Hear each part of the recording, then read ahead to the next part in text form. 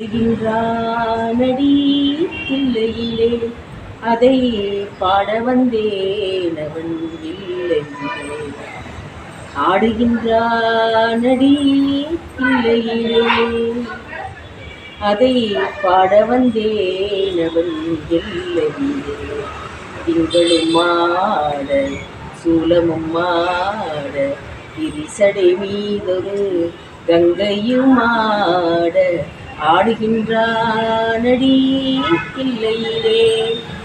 அனைவருக்கும் வணக்கம்.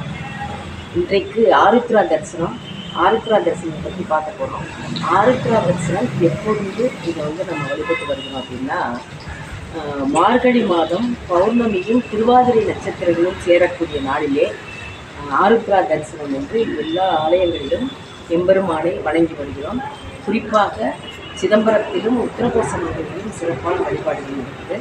இந்த ஆருத்ரா தரிசனம் என்பது எப்படி உருவானது அப்படின்னு பார்த்தோம்னா, ஒரு முறை நாராயணர் ஆதிசேஷன் மீது அனந்த சைலத்தில் இருந்தபோது சிவபெருமான் எம்பெருமானை கனவிலே தரிசித்து அந்த ஆராதனைகளெல்லாம் தரிசித்து ஆனந்த கூத்தாடினார்.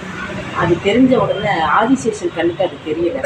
அதனால சிவபெருமான்கிட்ட ஆதிசேஷன் கேட்டார், எனக்கு இந்த தரிசனத்தை தர வேண்டும் என்று கேட்டபோது அந்த நாராயணன் சொன்னார், நீ போய் பூலோகத்திலே போய் தவமிருந்து சிவபெருமானை தரிசித்து நீ இந்த ஆனந்த தாண்டவத்தை பார்த்து வா அப்படின்னு சொன்ன உடனே, அப்படி இருந்தபோது இவர் என்ன பண்ணுறாருன்னா, பதஞ்சலி முனிவராக பூலோகத்திலே அவதரித்து இடுப்பு வரைக்கும் நாகமாகவும் மேலே மனித உருவமாகவும் பதஞ்சலி முனிவராக அவதரித்து அவர் வழிபாடு பண்ணுறாரு. எம்பெருமானுக்கு அடியிலே உட்கார்ந்து தவம் இருக்கிறார்.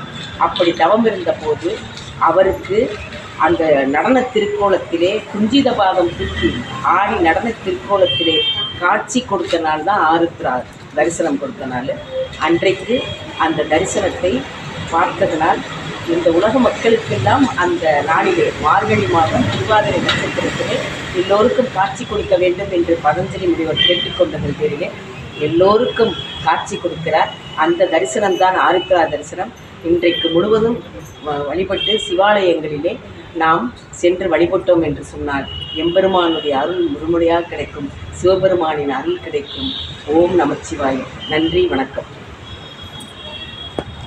கட் பண்ணிட்டீங்களா?